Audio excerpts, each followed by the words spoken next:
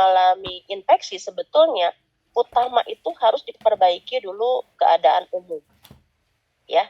Jadi biasanya diberikan transfusi, ya, bila diperlukan, karena pada saat terjadi infeksi maka sebetulnya di dalam tubuhnya di situ sudah terjadi penurunan imunitas, gitu ya. Karena kalau kita bicara, mungkin Anda sudah belajar ya di mata kuliah apa tuh, tema 3 atau tema berapa, bahwa atau tema 6, kalau kita bicara penyakit sebetulnya ada 3 faktor yang berpengaruh, gitu ya. Ada host, ada agent, dan ada environment-nya. Nah, begitupun itu kalau kita bicara terkait dengan infeksi. Nah, infeksi pun sama, gitu ya. Kenapa bisa orang terserang infeksi? Nah, biasanya ada faktor yang mempengaruhinya, ada lingkungan, misalkan ada karena kondisi tubuhnya, ya. Nah, jadi kalau misalkan diperlukan, kadang-kadang kita harus memberikan PRC, ya, packed red cell, ya. Kemudian di sini harus diberikan antibiotik karena tujuan utama dari pemberian antibiotik ini kuman-kuman atau bakteri. Ya, jadi kalau kita bicara penyebab infeksi, sebetulnya yang rasional yang utama itu adalah pemberian antibiotik, ya, dan peningkatan kondisi si pasien. Nah, ini biasanya diberikan ampicillin, ya. Ampicillinnya tidak diberikan lagi 1 gram, tapi dia diberikan 2 gram, ya. Kemudian 2 gram kalau sudah misalkan relief, ya, relief itu dilihat dari keadaan umum ibu yang sudah membaik, biasanya dokter memberikan diturunkan, gitu ya, 1 gram setiap 6 jam, dan ada gentamisin, ini 5 mg, dan ada metronidazole, ya. Nah, ini diberikan. Kemudian biasanya pemberian antibiotik ini, gitu ya, yang menjadi indikator bahwa diberhentikan antibiotik itu tadi ya kemarin sudah disampaikan bahwa pemberian antibiotik itu minimal 5 hari, ya, atau misalkan kalau 5 hari belum terjadi perbaikan, gitu ya, biasanya kalau infeksi ini diberikan setelah penurunan suhu, ya. Jadi suhunya misalkan sudah membaik, baru dia diberikan antibiotik. Punten ya, nanti koordinator catat mahasiswa-mahasiswa yang tidak masuk, ya. Karena kemarin saya terus terang aja tema 16 saya lolos, tapi kalau tema 17 tolong besok hari Senin Anda ketemu saya yang koordinator. Karena saya perhatikan banyak yang tidak masuk kalau online, ya. Jadi kalau memang kita berlakukan, kalau memang tidak dari 85%, maka tidak boleh ikut ujian, ya. Nah, ini pertimbangan pemberian anti tetanus. Nah, itu kadang-kadang kita pikirkan, gitu ya, anti tetanus. Kenapa? Karena kalau kita bicara metritis, itu adalah organ bagian dalam dari reproduksi perempuan, gitu ya. Sehingga untuk menghindari terjadinya tetanus, biasanya lebih baik kita berikan tetanus, ya, anti tetanus, gitu. Bila dicurigai adanya sisa plasenta, maka harus dikeluarkan. Karena biasanya kalau kita bicara infeksi berarti ada sumber, gitu ya, ada sumber yang menyebabkan berkembang biaknya si kuman. Nah, salah satunya bisa terjadi karena misalkan adanya sisa plasenta. Nah, biasanya harus dilakukan pengeluaran. Tapi hati-hati, kalau misalkan sudah terjadi infeksi, ya, untuk misalkan mengeluarkan sisa plasenta, itu hati-hati dengan menggunakan misalkan kuret tajam. Ya, kenapa? Karena pada saat kuret tajam, yaitu mungkin kemarin ya, nanti coba di ini lagi kalau pada saat ini saya ingetin ya, nanti yang kuret tajam itu seperti apa. Nah, kuret tajam itu kenapa misalkan dia berisiko menyebabkan infeksinya meluas? Karena kalau kita menggunakan kuret tajam berarti kita mengikis, gitu kan. Mengikis dari jaringan endometrium, dari lapisan endometrium. Pada saat misalkan dikerok, gitu ya, kan kalau di kuret itu kan sebetulnya bahasa sederhananya dikerok, ya, dikerok misalkan dinding uterusnya. Nah, pada saat misalkan dikerok dinding uterus itu akan menyebabkan luka, ya, luka yang memang disengaja untuk mengeluarkan sisa plasenta. Nah, disitulah nanti kalau misalkan dia terjadi infeksi, kemudian kita misalkan ada luka, justru di situ akan menjadi lukanya meluas. Tapi dengan misalkan pengeluaran digital itu dengan menggunakan lengan, ya, dengan menggunakan tangan, itu tidak akan melukai, gitu ya. Atau dengan menggunakan kuret tumpul. Tolong teh dikunci, jangan ada lagi yang masuk. Siapa ini si Penny? Tolong teh dikunci. Ini siapa yang jadi ini, yang 2 orang masuk ini, tolong catat. Yang baru masuk. Tolong di clock aja teh. Jangan ada yang masuk lagi. Baik, Ibu. Saya nggak suka sama mahasiswa saya aja bangun jam 3, sholat heula lah, naon heula gitu ya. Udah beres nyuci, udah beres sesapu, udah mandi gitu. Masa kalian anak remaja, gadis, masih belel gitu matanya? Ya, emang kalian ngerjain apa? Tolong ya dibiasakan, hidup itu harus teratur teh. Dibiasakan hidup teratur. Ya, jadi kalau misalkan jadi kue tumpul itu, dia menggunakan kue tumpul itu contohnya dengan dipakum gitu. Jadi kalau dipakum itu dia menggunakan tekanan negatif. Kalau menggunakan tekanan negatif, maka itu tidak akan luka. Itu disedot gitu ya. Seperti kalau vakum gitu ya. Vakum itu kan sebetulnya menggunakan tekanan negatif. Jadi dia disedot. Disedotnya itu menggunakan alat. Jadi plok plok plok gitu ya. Tidak menggunakan. Nah, itu biasanya dipertimbangkan.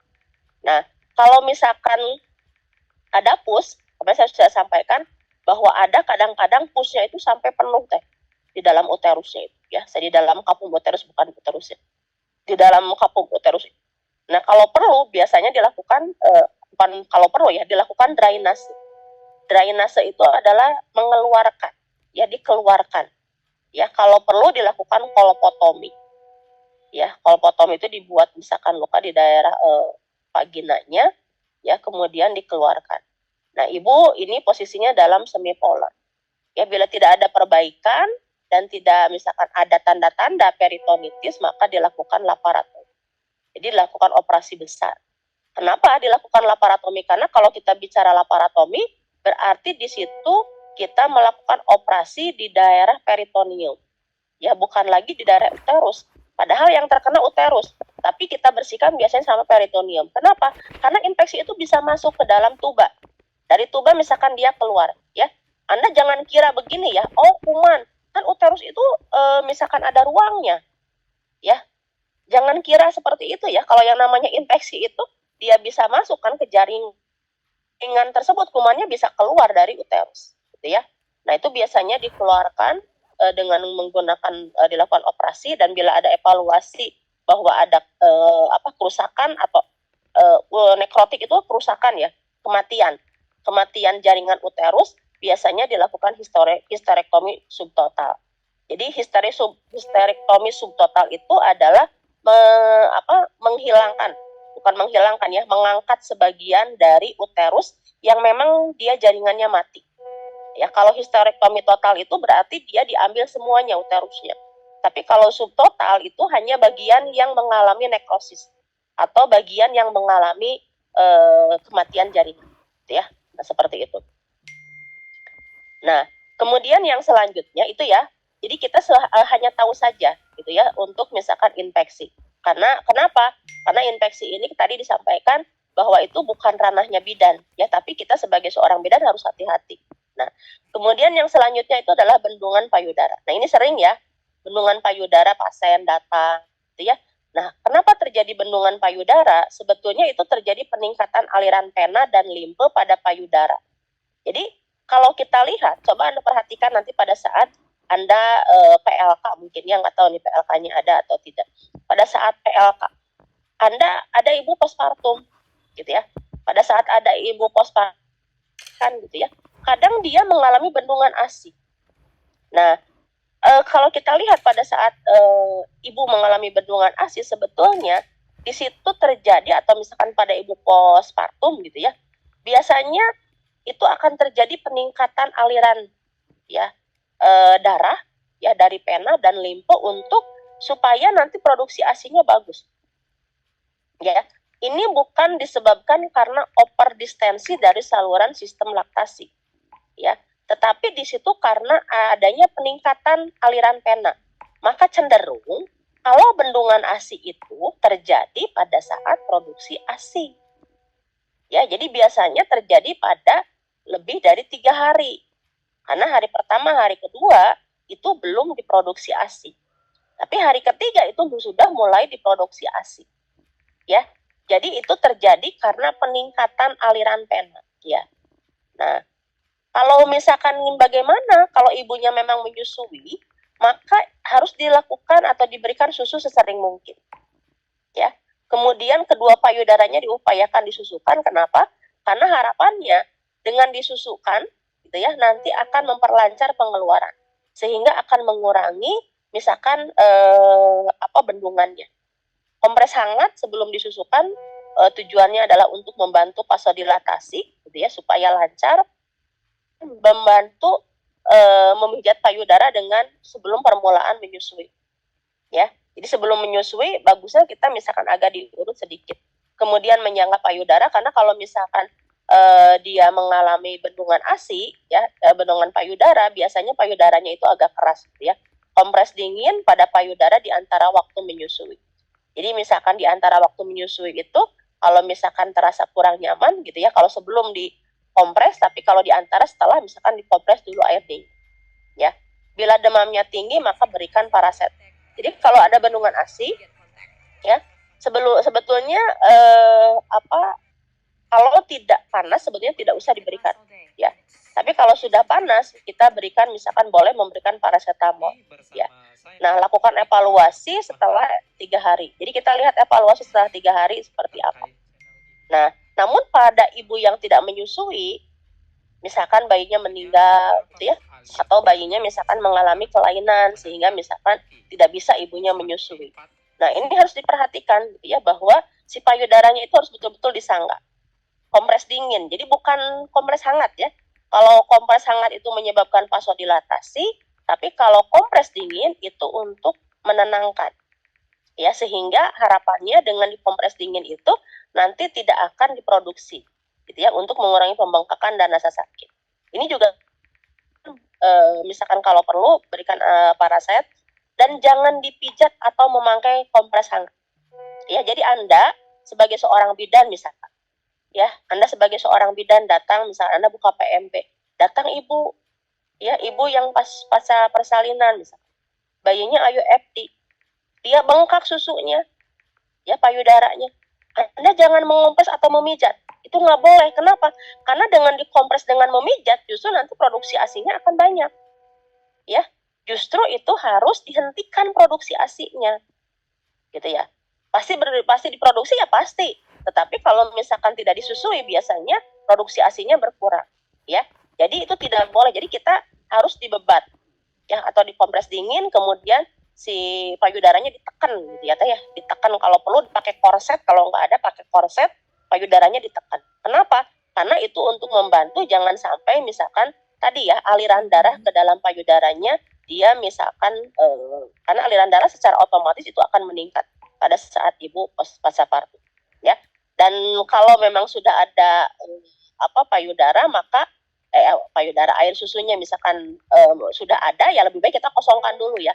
Jadi pompa dulu, kosongkan payudara, baru nanti kita tekan, ya teh, ya. Jadi menekannya Anda boleh menggunakan kain, ya, kain misalkan kain untuk ngais, atau menggunakan misalkan tadi, ya, menggunakan misalkan korset. Jadi ininya harus dibebat, ya, itu harus seperti itu. Nah, itu, ya.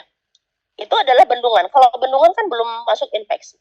Nah, kalau terjadi infeksi payudara itu banyak jenisnya, ya. Mastitis. Nah, mastitis itu berarti adalah infeksi pada mame, ya. Mame. Jadi kalau Anda ada itis-itis, ya, selulitis, ya, misalkan endometritis, ada itis-itisnya, itu berarti mengarah kepada infeksi. Nah, kalau mastitis berarti ini infeksi pada mama, ya. Biasanya apa tandanya? Biasanya yang paling utama itu biasanya payudaranya tegang, ada indurasi dan kemerahan. Jadi kalau mastitis sudah mengalami perubahan warna, biasanya agak merah. Kalau bendungan ASI, ya dia bendungan aja, gitu ya, tegang perut payudaranya. Tapi kalau mastitis itu sudah mengalami kemerahan. Nah, ini obatnya, ya, biasanya mastitis itu nanti cenderungnya dia akan terjadi infeksi, misalkan abses dan sebagainya. Maka pemberian antibiotiknya biasanya diberikan fluoxetine. Ini adalah golongan antibiotik tetrasiklin, ya, karena kalau ATT punya pasien nih ada bisul, ya, jangan diberikan antibiotik amoxilin, ya, karena amoxilin itu tidak akan mempan, karena kalau bisul-bisul itu adalah lebih pada gonokokus. Nah, makanya diberikan tetrasiklin, ya, atau misalkan fluoxetine, ya, yang paling bagusnya misalkan selama 10 hari. Sangga payudara, ya, karena tadi akan nyeri payudaranya, kompres dengan menggunakan air dingin, bila diperlukan ini diberikan paraset dan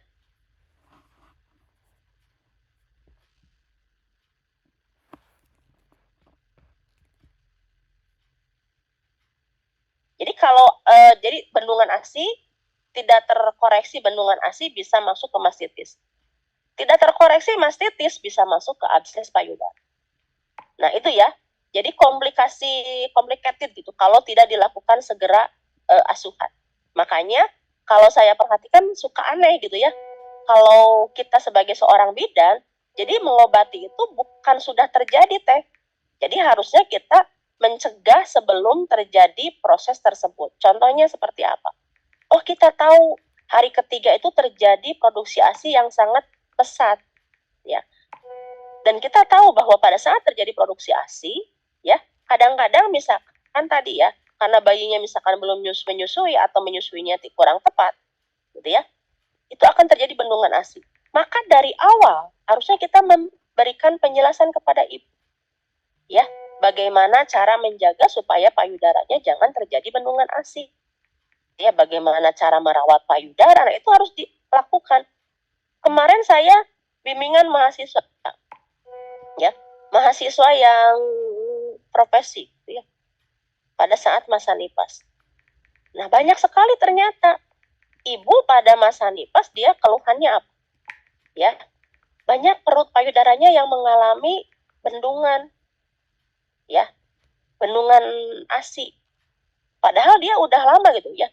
Jadi pas dilihat ya tadi gitu ya, ternyata tidak diberitahu bagaimana cara menyusui. Karena kalau kita berhasil tidaknya menyusui itu kan ada perlekatan kan ya. Nah, ini ya harus hati-hati. Nah, ini biasanya dilakukan kalau sudah abses, dilakukan insisi ya, dipecahkan kantung kantung pusnya, kemudian dipasang tampon dan biasanya diangkat dan diberikan ini klosaksiklin ya. Jadi ini. Nah, kalau abses payudara juga sama ya, tadi berikan paracetamol, ibu dianjurkan tetap memberikan ASI walaupun ada pus ya, karena pusnya itu kan dari ininya ya, dari absesnya. Lakukan follow up setelah pemberian pengobatan selama 3 ya. Nah, ini yang paling bahaya juga ini, abses pelvic ya. Jadi biasanya pelvic abscess ini tanda cairannya biasanya cairan fluktuasi ya pada daerah kuldesak. Ya, jadi kalau kita lihat di dalam vagina gitu ya, di daerah misalkan pinggir-pinggirannya tersebut itu akan terjadi fluktuasi. Jadi kalau kita pegang itu seolah-olah dia seperti nyoy gitu ya. Apa nyoy gitu ya? Seperti air dalam balon gitu ya. Kalau kita pegang seperti itu. Nah, ini biasanya harus dilakukan kolpotomi ya dengan laparotomi dan ibu harus diposisikan dalam posisi Fowler. Jadi teteh-teteh kalau misalkan ada infeksi pada daerah uterus, si pasiennya upayakan posisinya Fowler ya. Untuk apa? Ini untuk mengurangi terjadinya infeksi asenden. Ya, jadi ini untuk melokalisasi jangan sampai menyeluruh ke daerah yang lain. Berikan antibiotik spektrum luas karena kalau abses itu memang jarang terjadinya. Tapi kalau sudah terjadi abses itu pasiennya biasanya sangat sakit sekali. Ya, ini pemberian antibiotiknya ada dosis spektrum luas ya. Ada ampicillin juga, ada metronidazole, ada gentamicin gitu ya. Diberikan ini sama ya. Jadi kalau antibiotik itu untuk pengobatan infeksi biasanya diberikan setelah atau dihentikan setelah 24 jam mengalami penurunan. Nah, peritonitis juga sama. Peritonitis merupakan infeksi lanjutan sebetulnya. Ya, karena peritoneum itu bukan alat reproduksi. Ya, tetapi peritoneum itu merupakan misalkan organ di sekitar uterus. Nah, ini biasanya dilakukan pemasangan nasogastrik atau dipasang NGT. Ya, kenapa dipasang NGT? Karena pasiennya biasanya kembung teh. Kenapa kembung? Karena pada saat terjadi infeksi di dalam peritoneum, ya, itu kan akan mengeluarkan gas si bakteri itu. Akan mengeluarkan gas, ya. Nah, itu biasanya yang menyebabkan kembung, ya. Bahkan kalau misalkan peritonitisnya sudah lanjut itu bisa menyebabkan muntahnya itu hijau, gitu ya. Jadi kalau Anda hati-hati kalau ada pasien yang muntah hijau ya, bau gitu, berarti dia sudah mengalami peritonitis. Ya, ini berikan infus biasanya NaCl atau RL sebanyak 3000 mili ya, atau 3 liter. Berikan antibiotik, ini antibiotiknya spektrum luas ya. Jadi kalau spektrum luas itu berarti ada antibiotik gram positif, gram negatif, dan juga ada yang antibiotik anaerob ya, contohnya metronidazole. Ya, metronidazole ini adalah obat antibiotik untuk membunuh kuman yang anaerob ya, yang dia bisa hidup tanpa adanya oksigen. Nah, ini laparotomi diperlukan terutama untuk membersihkan pus ya dari peritoneum ya. Nah, ini ada lagi ya, atau luka abdominal.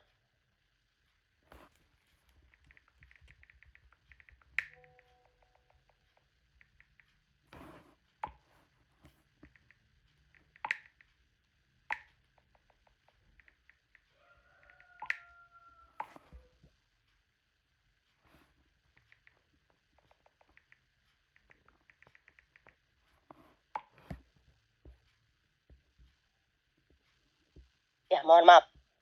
Nah, luka perineal. Teteh hati-hati ya, misalkan teteh misalkan kan kadang-kadang kita perlu juga ya, misalkan melakukan episiotomi, gitu ya.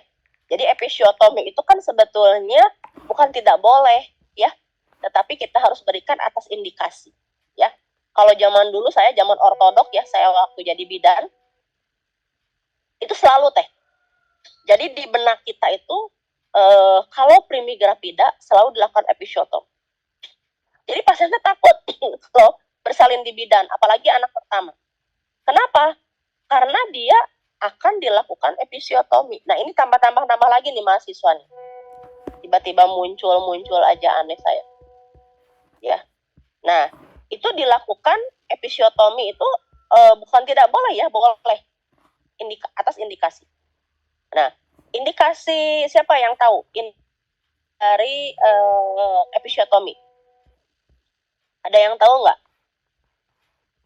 Indikasi dari episiotomi. Siapa yang tahu kira-kira?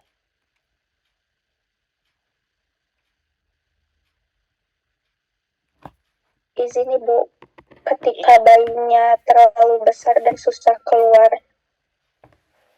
Bayinya besar atau susah keluar. Bayi besar.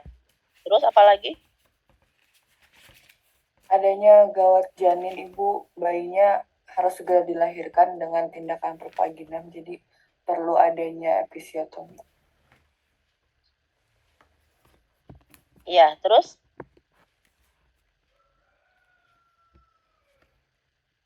Terjadi peragangan perineum.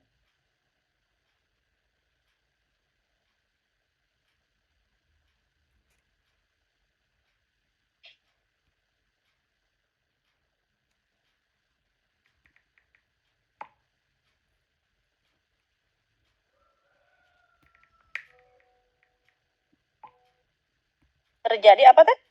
Peregangan perit. Nah, jadi gini, kalau kita bicara terkait dengan episiotomi itu kan sebetulnya terjadi pada saat kala 2 persalinan. Ya, kalau kita bicara kala 2 persalinan, sebetulnya ya pada kala 2 persalinan itu sebetulnya akan terjadi sebentar. Nah, kala 2 persalinan. Jadi kalau kita bicara kala 2 persalinan, sebetulnya kita bicara terkait dengan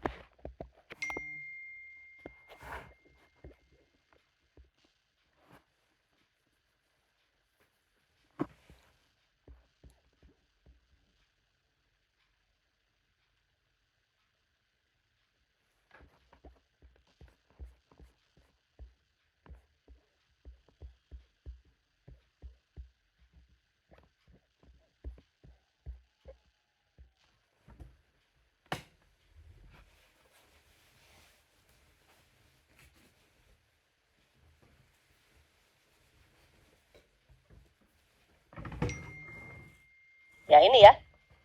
Nah, ini infeksi luka perineal ya. Jadi kalau misalkan kala 2 persalinan itu biasanya indikasi untuk dilakukan episiotomi itu tadi kata teman Anda misalkan bayi besar.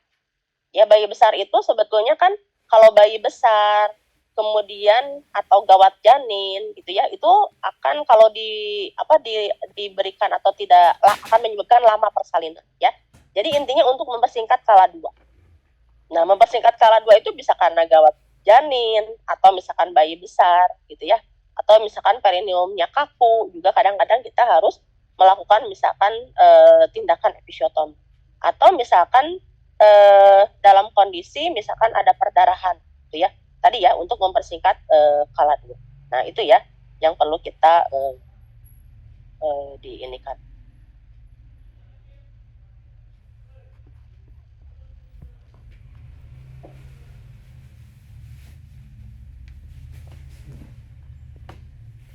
Hal ini. Nah, itu ya. Jadi itu yang harus Anda ketahui. Jadi bukan tidak boleh. Jadi kalau ada indikasi ya silahkan. Nah, sebetulnya yang perlu kita sampaikan gitu ya kepada pasien pada saat dia memiliki luka perineum, maka kebersihan ya. Kebersihan dari perineumnya itu harus betul-betul diperhatikan. Gitu ya. Kebersihan perineum itu harus betul-betul diperhatikan. Nah, itu yang harus kita sampaikan ya. Kemudian yang selanjutnya juga misalkan kita juga perlu memperhatikan misalkan cara cebok gitu ya. Cara ceboknya misalkan itu harus disampaikan. Nah, kalau misalkan ada luka perineum gitu ya atau misalkan luka abdomen itu bisa bersiko wound abscess, wound sorum dan wound hematum. Jadi nanti bisa terjadi kumpulan abses gitu ya. Kemudian wound serum dan wound hematum ya. Ya, ini biasanya akan mengeluarkan cairan serus atau kemerahan dan tidak ada atau sedikit eritem di sekitar luka insisi. Jadi kalau saya lihat, infeksi perineal itu biasanya dia tidak spesifik tetapi biasanya dia mengalami pembengkakan. Ya, dan ada pengeluaran cairan dari lukanya. Ya, dan bisa menyebabkan wound cellulitis ya, di mana didapatkan eritem dan udim meluas mulai dari tempat insisi. Ya, jadi kalau saya perhatikan pasien-pasien yang mengalami infeksi pada perineum itu, dia itu tidak seperti infeksi pada jaringan yang lainnya gitu.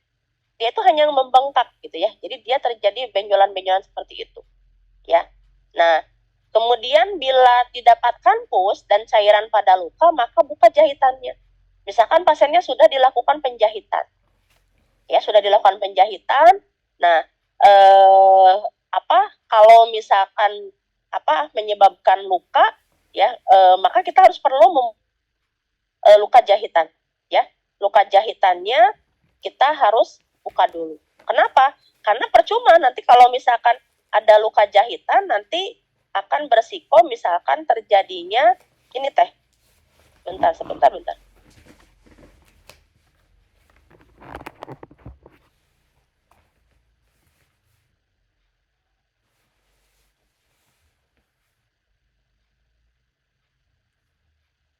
Ya, ini kalau tidak dijahit, justru nanti si kuman atau si infeksinya itu akan terbungkus dalam tanda kutip gitu ya. Nah, itu harus dibuka jahitan. Lalu dikeluarkan. Kenapa harus dikeluarkan gitu ya? Karena nanti dia akan mengandung sisa-sisa dari bakteri tadi ya. Dan biasanya dilakukan pengeluaran serta dikompres dengan antiseptik. Jadi, kalau ada luka perineum itu harus dikompres. Kenapa? Dengan dikompres antiseptik itu nanti si kuman atau misalkan apalagi ada tadi pus ya, nanti itu akan menempel ya. Jadi itu harus dikompres. Jadi mengompresnya itu bukan tujuannya untuk menyembuhkan luka tapi untuk menyerap si pus. Ya. Contohnya misalnya ada abses tuh di payudara. Nah, si abses itu kalau dia si pusnya tidak dikeluarkan itu akan menjadi media infeksi. Nah, makanya untuk misalkan hal tersebut itu kita misalkan dikompres misalkan dengan menggunakan plaster. Hanya teteh pakai misalkan antiseptik, misalkan betadine, gitu ya. Nanti kalau udah misalkan nanti kelihatan kalau dia misalkan ada pusnya, biasanya si betadine-nya itu menjadi warna putih gitu ya. Nah, itu ganti sama teteh, dikompres lagi, gitu ya. Nah, daerah jahitan yang terinfeksi harus dihilangkan ya, dan lakukan debridement. Debridement itu dicuci ya. Jadi kalau misalkan ada itu harus dibersihkan dulu, harus dibuang dulu kuman-kumannya atau tadi ya bakteri-bakterinya yang kemungkinan bisa ada di situ. Misalkan kalau untuk misalkan sementara boleh aja misalkan kita bersihkan dengan menggunakan sabun juga nggak apa-apa. Nah, bila infeksi sedikit tidak perlu diberikan antibiotik ya, jadi kita perlu membersihkan aja. Bila infeksinya relatif superficial ya, atau misalkan bagian atasnya saja, biasanya kita berikan antibiotik 500 mg per oral dan dilakukan metronidazole ya. Dan si pasiennya kalau saya perhatikan kalau luka perineal itu dia subbaptis. Jadi tidak terjadi peningkatan suhu ya. Pengecualian kalau saya perhatikan kalau luka perineal. Luka abdominal juga sama. Nah, kemudian bila infeksi dalam ya dan melibatkan otot menyebabkan kematian jaringan, maka ini harus diberikan antibiotiknya penisilin ya. Kemudian ditambah juga dengan gentamisin ya, metronidazole sampai pasien tersebut mengalami, bila ada jaringan nekrosis atau mengalami kematian ya, kalau biasanya infeksi ada kematian jaringan itu harus dibuang jaringannya yang mati tersebut ya. Dan biasanya harus dilakukan jahitan sekunder. Jahitan sekunder itu adalah jahitan ya, mengulang jahitan dari luka ya. Misalkan tadi dia udah dijahit pertama, kemudian misalnya ada infeksi, dibersihkan dulu, jadi udah tidak ada infeksi, biasanya dibikin luka baru dilakukan penjahitan ya. Jadi bukan berarti misalkan luka lama yang, karena kalau luka lama itu kan Anda sudah belajar bagaimana proses penyembuhan luka ya. Luka itu kan 3 hari sudah mulai misalkan tumbuhnya fibrinogen dan sebagainya, mulai jaringan-jaringan itu sudah mulai menyatu. Nah kalau misalkan lebih dari 6 jam, apalagi misalnya berhari-hari atau berminggu-minggu, itu harus dibersihkan dulu lukanya, kemudian biasanya dibuat luka baru. Nah, dengan luka baru itu nanti baru dilakukan penjahitan. Ya, jadi biasanya dilakukan repair atau reparasi pasca misalkan tindakan. Ya, seperti itu. Ya, kalau memang misalkan terjadi infeksi sampai membuka jaringan, ya. Berikan nasihat tentang kebersihan dan pemakaian pembalut yang bersih dan yang sering diganti. Nah, yang selanjutnya adalah tromboflebitis. Nah, ini juga sama. Tromboflebitis itu jarang ya terjadi infeksi. Nah, biasanya tromboflebitis itu merupakan rutinitas yang sering dan ialah perluasan atau invasi mikroorganisme patogen yang mengikuti aliran darah sepanjang vena dan cabang-cabang sehingga terjadi tromboflebitis. Jadi kalau kita bicara tromboflebitis, berarti infeksinya itu menyebarnya melalui pembuluh darah, gitu ya. Nah itu makanya bahaya kalau tromboflebitis. Ya, klasifikasinya nanti ada pelviotromboflebitis dan ada tromboflebitis femoralis. Jadi ada tromboflebitis di pelvic dan ada di femur. Ini ya, pelviotromboflebitis. Jadi biasanya pasiennya mengalami nyeri perut bagian bawah dan atau perut samping. Biasanya timbul pada hari kedua sampai ketiga masa nifas dengan atau tanpa panas. Jadi pasiennya itu yang signifikan itu adalah dia nyeri. Ya, nyerinya tapi di samping di perut samping. Ya. Penderita biasanya nampak sakit berat. Jadi kalau pelviotromboflebitis atau tromboflebitis, pokoknya pasiennya itu tidak menunjukkan gejala yang signifikan gitu ya. Namun kelihatan gitu ya, kondisinya itu seperti dia tidak bisa jalan, tidak bisa makan gitu ya. Nah, itu menggigil gitu. Nah, itu hati-hati ya. Karena tromboflebitis itu seperti itu. Jadi penderita tampak sakit berat dengan gambaran karakteristik sebagai berikut. Ya, menggigil biasanya dari mulai misalkan ringan sampai dia berat ya, dan itu bisa berlangsung 30 sampai 40 menit dengan interval hanya beberapa jam saja. Ya, biasanya ini terus-terusan gitu ya. Pada waktu menggigil penderita biasanya hampir tidak panas ya. Suhu naik mengalami peningkatan suhu, jadi suhunya itu dia fluktuatif. Dari misalkan dingin dia sampai bisa misalkan mencapai 40 derajat Celcius. Diikuti penurunan suhu dalam 1 jam dan biasanya subfebris pada endometritis. Jadi hati-hati ya kalau misalkan pelvio ini. Nah, ini penyakitnya bisa berlangsung selama 1-3 bulan, cenderung terbentuk pus yang menjalar kemana-mana dan biasanya menjalar sampai ke paru-paru. Ya, gambaran darahnya biasanya ada leukositosis. Jadi kalau kita cek di lab itu akan mengalami leukositosis. Kemudian kultur darah biasanya diambil pada saat tepat waktu sebelum mulainya menggigil. Ya, jadi menggigil itu biasanya diikuti dengan perkembangan dari si kumannya yang pesat. Ya. Nah, ini pelviothrombopelitis pada pemeriksaan itu hampir tidak ditemukan ya apa-apa karena paling banyak terkena adalah vena ovarica. Ya. Jadi kalau diperiksa dalam tidak terlihat karena dia menginfeksinya melalui pembuluh darah. Ya. Komplikasinya dia bisa menyebabkan pada paru-paru ya, mulai dari infak ya, kemudian atau kematian jaringan, abses sampai pneumonia.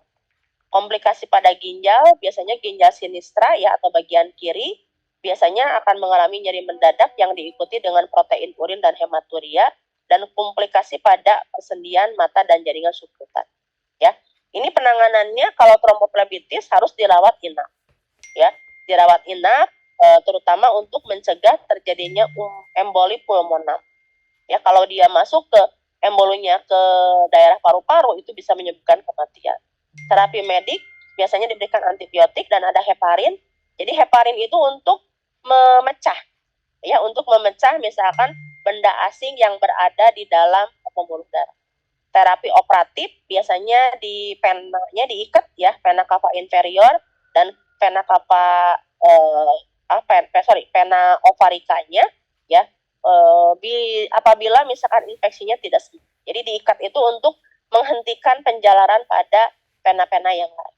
Ya. Nah, ini tromboflebitis femoralis, ini juga sama ya. Biasanya subpeptis terjadi pada 7-10 hari.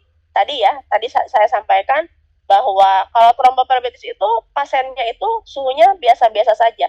Tapi gambaran si pasiennya itu menimbulkan seperti sakit yang parah. Ya, biasanya yang terkena kaki kiri ya akan memberikan tanda-tanda sebagai berikut. Biasanya kakinya sedikit fleksi ya dan rotasi keluar serta sukar digerakkan.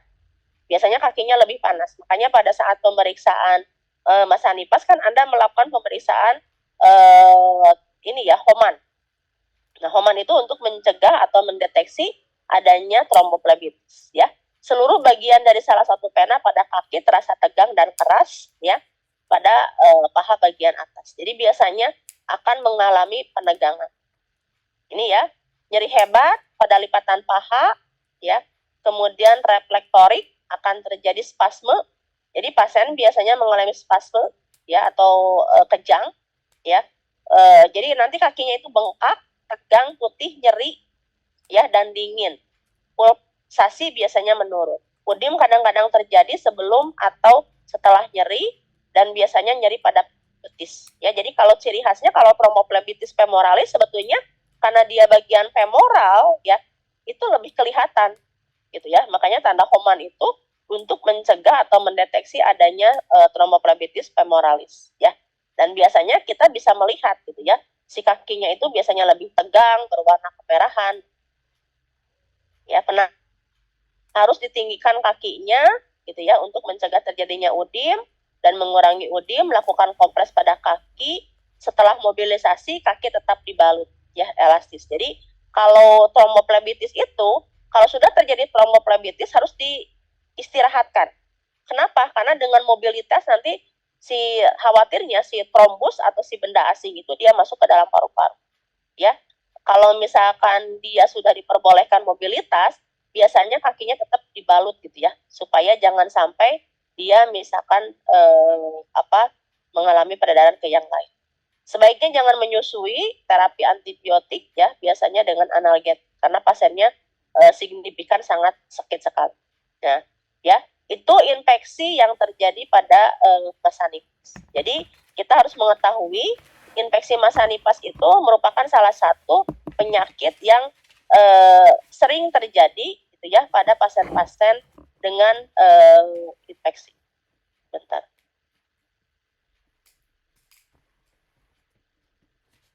Bentar, Teh.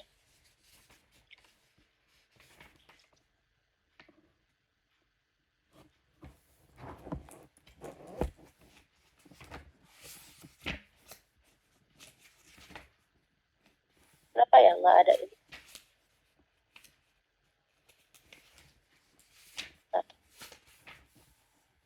Nah, kita lanjut lagi.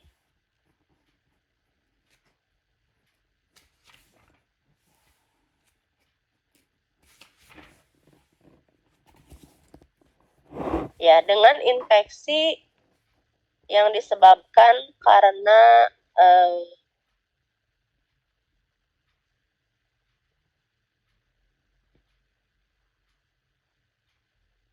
ya, karena infeksi yang gejala klinisnya itu lebih kepada gangguan dari pengeluaran keluar albus, ya. Jadi kita sering mendapatkan pasien gitu ya dengan gejala menunjukkan bahwa pasien itu gejala klinis yang utamanya itu adalah pengeluaran atau keluar albus atau keputihan.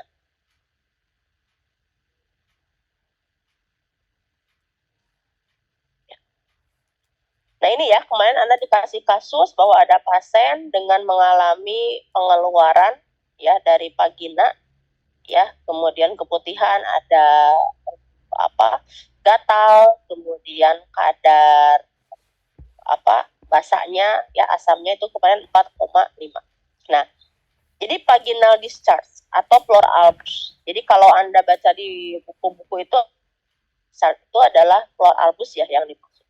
Kalau kita bicara pleural albus, sebetulnya itu adalah pengeluaran dari vagina ya pada wanita dalam masa produksi. Tapi kalau pengeluaran dari vagina pada masa nifas itu disebut lohea. Ya itu bedanya ya. Jadi lohea dengan vaginal discharge itu seperti itu. Jadi kalau lohea itu khusus dia terjadi pada saat misalkan masa nifas. Ya. Pleural albus itu atau keputihan, jadi keluarnya sekret ya dari vagina dan itu merupakan darah. Ya, kalau kita bicara terkait dengan pleural albus itu dia bukan darah, ya. Dan ini hampir dialami oleh seluruh perempuan. Jadi kalau kita tanya pada perempuan pasti dia pernah mengalami keputihan. Ya, kenapa? Karena keputihan itu ada yang keputihan normal dan ada keputihan yang tidak normal. Ya.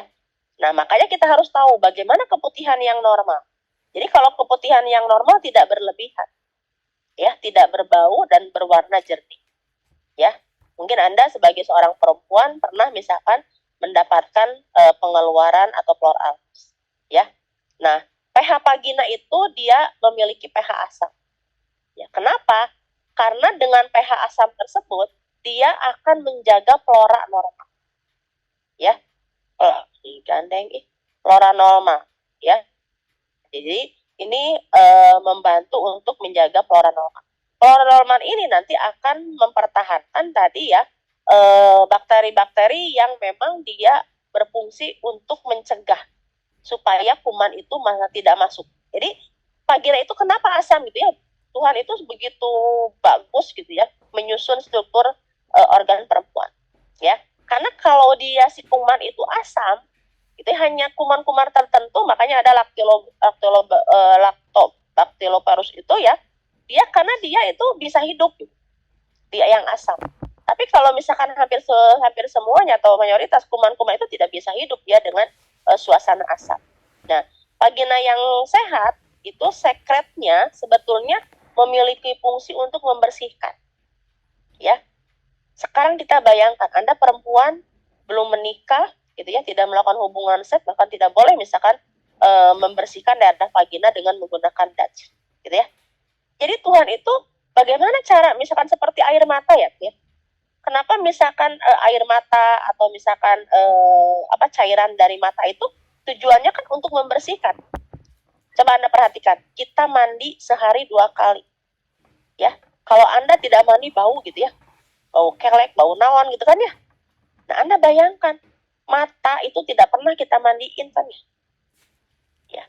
Daerah misalkan vagina paling Anda cebok-cebok aja gitu.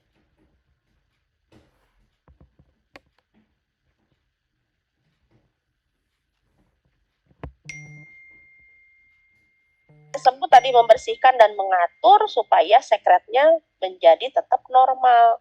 Dengan cara apa? Mencegah masuk infeksi ke dalam vagina. Ya, kalau misalkan biasanya pengeluaran atau keluar albus itu meningkat, biasanya terjadi karena hormonal, seperti mau head, gitu ya, kehamilan, itu biasanya mengalami peningkatan keluar albusnya. Kenapa? Karena ada gangguan hormonal, bukan gangguan ya, perubahan hormonal, pil KB, kelelahan, gitu ya, kelelahan, rangsangan seksual. Nah, itu biasanya meningkat. Ya, jadi kalau misalkan pasien dia menggunakan pil KB, kemudian dia mengalami keputihan yang banyak, Anda harus menyampaikan, ya, karena hormon estrogen yang bisa menyebabkan misalkan itu ya, makanya Anda lihat di dalam proses misalkan hormon estrogen itu menyebabkan apa pada dinding uterus, ya. Nah, ini ya. Jadi kalau kita lihat serviks normal itu cantik seperti ini, ya. Jadi kalau kita punya bibirnya tidak geradakan, gitu ya, tidak hitam. Nah, ini adalah mulut rahim yang normal. Kalau misalkan di dalam IPA tes, nanti teteh kan mengecek ya, apakah ada SSK atau tidak. Nah, ini teh yang dinamakan SSK. SSK ini nih. Jadi kalau kita lihat teteh bisa membandingkan. Ini jaringan yang di sini dengan jaringan yang dalam itu kelihatan berbeda. Nah, ini ya yang disebut dengan SSK. Keputihan abnormal ada perubahan. Jadi kalau kita gampang, dia tidak normal ada perubahan warna. Yang harusnya bening jadi hijau, jadi misalkan kuning gitu ya. Konsistensinya biasanya lebih kental dan lebih banyak. Ya, gejalanya seperti apa? Sekretnya banyak, biasanya gatal atau panas dan ada rasa terbakar, ada iritasi. Karena kalau misalkan dia banyak pengeluaran kan jadi lembab, menyebabkan iritasi dan bau tidak sedap. Ya. Anda misalkan tidak banyak aja baunya kurang nyaman ya, vagina itu aneh ya. Oh, tidak nyaman baunya gitu, coba Anda bauin. Nyeri saat berkemih atau berhubungan. Nah, itu harus hati-hati. Jadi ada pasien mengatakan, ibu saya kalau berhubungan seks sakit sekali. Kita berpikir gitu ya, apakah dia misalkan ada infeksi gitu ya, atau keputihannya dia tidak. Ya, itu dia bisa seperti itu. Nah, penyebabnya keputihan itu bisa karena jamur. Jamur itu apa? Candida. Kalau bakteri human vaginalis, Yersinia gonorrhoeae, chlamydia itu adalah trichomonas. Kalau virus adalah herpes dan human papilloma. Jadi kalau kita bicara penyebab keputihan, ada jamur, ada bakteri, ada protozoa, ada virus. Ya, nanti kita bisa melihat, aduh ini ruas. Nah ini ya, ini sekret vagina. Coba Anda bayangkan. Nah, sekret vagina ini ya, ini menyebabkan dia keputihan seperti ini. Nah, ini kelihatan ya di dalam ini. Nah, ini menyebabkan iritasi teh. Jadi dia menyebabkan iritasi, menyebabkan warna kemerah. Ya, ini kebetulan vaginanya orang luar ya, kalau vagina kita hidung. Nah, ini ada vulvovaginitis candida. Jadi 75% wanita itu pernah mengalami vulvovaginitis. Penyebab utamanya adalah Candida albicans dan Candida glabrata. Yang terbanyak adalah albicans. Faktor yang meningkatkan vulvovaginitis itu adalah DM. Kita paham ya, kalau orang DM, diabetes mellitus itu kan ada kadar gula yang tidak optimal. Kadar gula yang tidak optimal itu bisa mempengaruhi terkait dengan keasaman. Ya, kortikosteroid juga sama. Itu akan mengganggu keasaman, pemberian antibiotik, perempuan yang sedang hamil dan KB spiral atau KB IU. Ya, nah ini ya. Jadi kalau Anda lihat ini seperti ini, ya. Jadi dia dinding rahim, dinding mulut rahim. Nah ini serviks itu biasanya nempel. Jadi kalau Candida itu dia nempel di dinding rahim seperti ini, ya. Nah, ini ya, gambaran lekore ini berwarna kuning kental seperti susu, ini disebabkan Candida. Jadi nanti teteh kalau ada uji UKOM ya, UKOM itu biasanya ada. Ada pasien gatal-gatal, pengeluaran misalkan lohea seperti susu. Nah, itu berarti disebabkan oleh Candida. Ya. Nah, ini ya, seperti ini teh. Jadi kalau kita lihat inspekulo bisa sampai nempel-nempel seperti ini, ya. Itu disebabkan karena dia kandida. Nah, ini mulut rahimnya dia keluar tapi dia tidak terlalu ini ya. Tapi pada jaringan sekitar di dinding vagina menyebabkan seperti ini. Ya.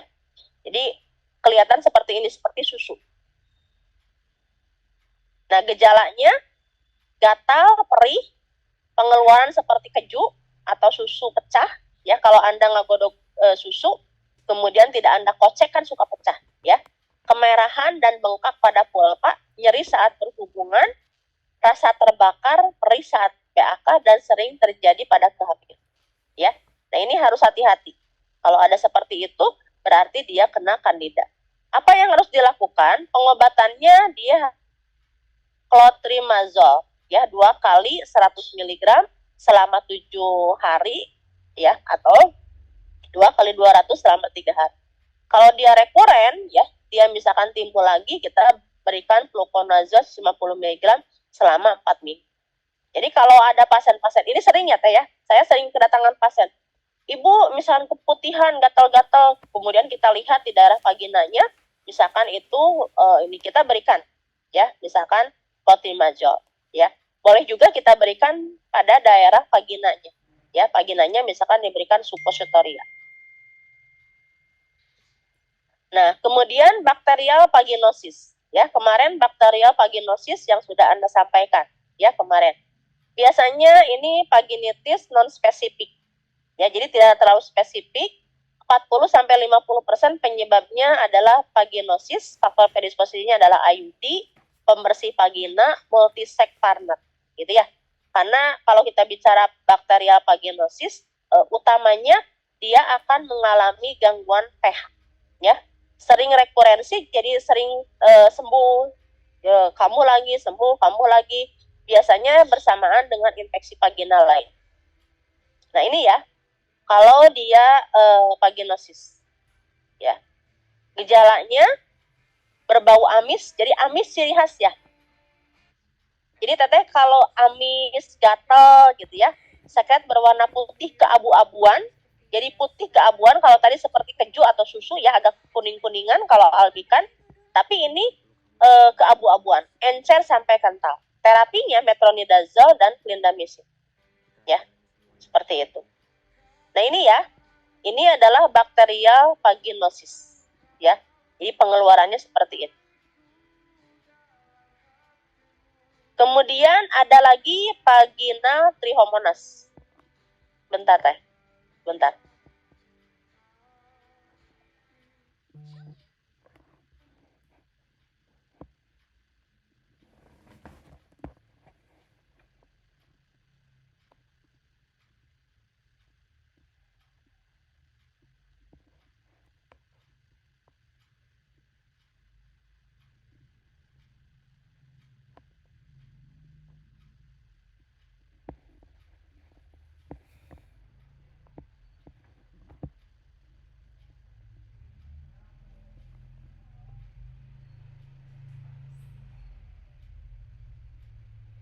Maaf Teh, tadi ada tamu. Ya ini ya, vaginal trichomonas. Jadi ini penyakit infeksi pada vagina yang disebabkan karena trichomonas. Ini sering akibat PMS ya, penyakit menular seksual atau bibir toilet ya. Misalkan toilet duduk ya. Nah, saya juga suka aneh ya, teman-teman, ada di kalau saya ke WC ada tapak sepatu gitu ya, nyengcleng benernya ya Teh pipisnya Teh. Nah, itu juga hati-hati ya Teh ya. Sepatu kita kan belum tentu bersih. Ya. Jadi kalau memang Teteh mau membersihkan harusnya ada kan kayak cairan ya Teh ya. Nah, misalkan kalau Teteh cairan itu apa cairan untuk misalkan membersihkan itu apa toilet, bibir toilet itu. Gitu ya. Nah, itu bisa terjadi karena ini ya. Gejalanya sekretnya encer dan dia berbusa. Jadi kalau trichomonas berbusa Teh. Warna kuning ya, bau amis. Kalau yang tadi vaginosis, dia itu tidak ada berbusa, ya. Inflamasi pulpa atau vagina biasanya gatalnya berlebihan, ya.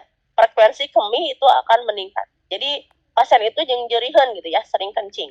Nah ini adalah trichomonas, ya. Jadi ini kalau saya perhatikan ini perlu kita ketahui ya Teh ya, karena kalau pasien-pasien pasti gitu ya, infeksi itu pasti kalau Proalbus, Trichomonas, Candida gitu ya, pasti seperti itu. Nah, dengan pengobatan yang rasional itu biasanya akan sembuh. Nah, ini ya, ini disebabkan karena Trichomonas. Jadi berwarna putih kekuningan dan ada gelembung-gelembung udara deh. Jadi ada kelihatan seperti berbusa ya, seperti itu. Trichomonas. Nah, terapinya apa? Metronidazole. Kedua-duanya harus diberikan terapi karena biasanya menyebabkan infeksi pingpong. Ya, suaminya tertular, gitu ya. Dia istrinya sembuh, ternyata suaminya tertular. Pada saat hubungan seksual dia bisa menular. Nah, selama terapi, ibu tidak boleh berhubungan seks, ya, sampai dia terapinya dua-duanya selesai. Baru setelah selesai diperbolehkan untuk ini berhubungan seks. Nah, kalau virus ini mungkin sudah disampaikan ya pada IMS ada infeksi kondiloma acuminata dan herpes genital ya. Biasanya cairan dari vaginanya berbau tanpa gatal ya, tidak sembuh dengan terapi biasa. Karena kan kalau kondiloma acuminata ya itu karena virus ya. Kalau virus itu kan antibiotik biasanya nggak terlalu ini, jadi harus antivirus. Deteksi dengan pap smear ya, dan ditularkan melalui hubungan seksual. Jadi teteh hati-hati. Pap smear itu bukan hanya untuk mendeteksi kanker, tetapi kadang-kadang kalau pasien ada Proalbus biasanya diambil misalkan pap smear itu untuk mengetahui ya, untuk dicek di lab dia disebabkan itu karena penyakit apa. Nah ini ya, ini adalah kondiloma ya. Jadi kayak jengger ya Teh ya. Ini coba, ini kan misalkan labia ya. Jadi ada penebalan Teh. Ya, ada ngajarendil seperti kutil. Ini adalah sama juga ya, infeksi kuman papiloma tapi dia di dalam ini labia bagian dalam. Jadi dia ngajarendil seperti. Kalau di luar itu jelas kelihatan, tapi kalau di dalam seperti ya. Nah, kemudian yang selanjutnya infeksi serviks. Nah, ini juga sama Teh. Ya, infeksi serviks itu kebanyakan disebabkan oleh gonore. Ya, yaitu kumannya Neisseria gonore. 85% pasien yang mengalami gonore itu asimptomatik. Artinya tidak menunjukkan gejala-gejala klinis. Ya. Mukoporulen, jadi biasanya kalau infeksi serviks itu dia sangat purulen gitu ya. Sangat purulen. Kemudian smear ya. Jadi kalau kita lihat diambil smearnya itu dari OUP dan dari uretra. Ya, karena bisa saja dia mengalami infeksi pada daerah traktus saluran kencing. Intrasel graminola ya, ini biasanya diperiksa dan diberikan single dose cephalosporin. Ya, ini antibiotik untuk infeksi virus. Nah, kalau chlamydia biasanya disebabkan karena chlamydia trichomatis ya. Biasanya terjadi pada usia 20-40 tahun, mukoporulen, dan biasanya disebabkan karena STD, ya, sexual transmitted disease. Nya dilakukan fluorescent antibody test ya atau secara kultur, dan terapinya adalah doxycycline, ya, doxycycline. Ini 2 kali sehari. Nah, ini ya, ini chlamydia. Ini adalah cervicitis. Jadi cervicitis itu mulutnya seperti pakai gincu merah, gitu ya. Gincu seperti ini. Ya, nah ini, ya. Jadi kalau teteh melihat, misalkan teteh mau pasang IUD, gitu kan ya, pasang IUD atau teteh mau melakukan pap smear, IPA test, kan kita lihat ya, kalau dia mengalami infeksi jangan dulu di pap smear, gitu ya. Tapi kita obati dulu. Kenapa? Nanti akan bias. Ya, mungkin dia berwarna putihnya karena dia mengalami peradangan. Ini ya, jadi mulut rahimnya itu kelihatan orange, ya, orange. Nah, ini infeksi pada IUD. Teteh melihat ya. Ini nanti teteh kalau misalkan nanti melakukan pemeriksaan pada kontrol pada pasien IUD, nanti akan kelihatan benangnya seperti ini. Nah, benangnya itu kadang-kadang ditumbuhi atau ada Proalbus. Nah, ini terinfeksi ya, karena ini kelihatan merah. Kalau tadi kan mulut rahim yang normal itu dia cantik gitu ya, warnanya sama. Nah, pencegahan infeksi berarti kemarin Tata sudah menyampaikan ya, teman-teman, bahwa pola hidup sehat gitu ya. Kenapa? Karena infeksi itu saya sampaikan tadi berhubungan dengan infeksi. Dan infeksi biasanya dia tidak akan tumbuh dengan baik kalau tubuh kita, imunitas kita itu baik ya. Menjaga vagina selalu kering dan bersih, gunakan pakaian dalam dari bahan katun, cebok yang benar sebelum atau setelah BAK. Ya, hindari penggunaan pembalut dengan pewangi. Sekarang itu banyak ya pembalut yang pakai pewangi. Kenapa? Karena mungkin kalau alergi terhadap pewangi itu bisa berisiko menyebabkan iritasi ya. Jangan menggunakan jelly untuk lubrikasi. Jangan sering menggunakan pembersih vagina ya. Terapi opula diberikan di luar head. Jadi terapi opula itu adalah terapi yang dimasukkan ke dalam vagina. Itu harus diberikan pada saat perempuan tidak head. Kenapa? Karena pada saat head nanti khawatirnya gitu ya, kan itu ada darah dari ostium uteri dari uterus, nanti dia menjadi media untuk kuman itu masuk ke dalam uterus ya. Ini adalah herpes simplex ya. Jadi kalau Teteh lihat herpes simplex, dia itu benjolan bergelembung-gelembung seperti ini, berisi cairan, tetapi dia itu bergerombol ya. Jadi herpes simplex itu ada pada genital, ada pada tubuh. Kalau pada tubuh itu dia mengikuti persarapan. Leher, oh ini persarapan. Ini juga sama. Ini dia mengikuti persarapan dan bergerombol ya, seperti ini. Ya, ini diberikan aja, Teteh jangan diberikan ini, jangan dipecahin. Ya, kalau kenapa? Karena di si pecahan ini nanti dia mengandung virus. Jadi kalau sudah seperti ini boleh kita misalkan disedot ya, si cairan-cairannya disedot, kemudian dikasih salep ya, salep antivirus ya. Ini ya, untuk misalkan dilakukan pap smear. Nah, ini adalah pulpitis sifilis. Nah, ini kalau kita lihat dia infeksi pada pulpa ya, yang disebabkan dan juga dia mengalami infeksi sifilis ya. Sifilis sebentar. Ya, ini infeksi sifilis ya. Jadi itu harus hati-hati. Jadi biasanya seperti ini ya, dia ada infeksi dan menyebabkan seperti itu. Oke. Ya, itu yang dapat saya sampaikan. Teman-teman ada yang mau ditanyakan? Jadi intinya infeksi pada infeksi atau plur albus itu merupakan salah satu gejala ya, gejala dari sebuah infeksi. Jadi jangan dianggap enteng ya. Jadi kalau teman-teman misalkan mendapatkan ada pasien kemudian dia mengalami misalkan ada plur albus, kita yakinkan gitu ya, plur albusnya itu normal atau tidak. Nah, dilihat dari normal tidak itu, kita dilihat dari jumlahnya ya. Jumlahnya sebagaimana, banyaknya seperti apa ya, atau jumlah atau banyaknya, kemudian warnanya seperti apa, kemudian reaksi terhadap si pasien itu seperti apa ya. Apakah misalkan tadi menyebabkan misalkan ada gatal gitu ya, kemudian terasa terbakar. Nah, itu karena setiap gejala plur albus atau keputihan itu nanti tergantung dari penyebabnya. Dan penyebabnya kita bisa melihat dari gejala klinis yang kita ketahui ya. Nah, itu untuk yang plur albus ya. Jadi Teteh-teteh kalau ini yang saya rasakan ya, saya jadi bidan itu pasti selalu datang pasien dengan keluhan keputihan ya. Jadi kita pengobatannya sebetulnya harus rasional saja gitu ya.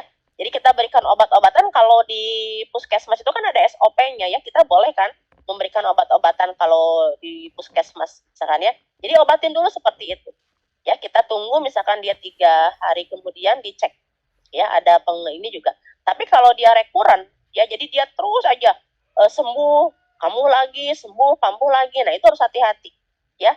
Perlu kita melakukan pemeriksaan pap smear ya. Pap smear. Kenapa?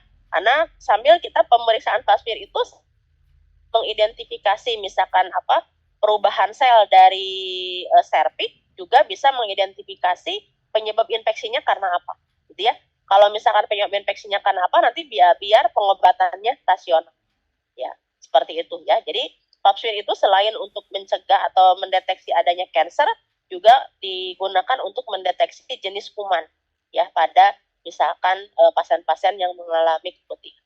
Nah, demikian juga pada infeksi masa nifas, ya. Jadi infeksi nifas itu kalau saya perhatikan sih sekarang sudah mulai menurun ya, Teh. Jarang gitu kita menemukan di rumah sakit ada infeksi nifas. Namun kita harus memahami gitu ya bahwa infeksi nifas itu biasanya bisa berjalan dulu ya dalam kategori ringan, sedang sampai berat, ya. Nah, itu yang harus kita Oke, Teteh, ada yang mau ditanyakan? Ibu izin bertanya. Iya, siapa dulu? Mangga, Ariel ya? Ariel apa? April apa namanya? April ya, April? Iya, sok Mangga April. Gimana, April?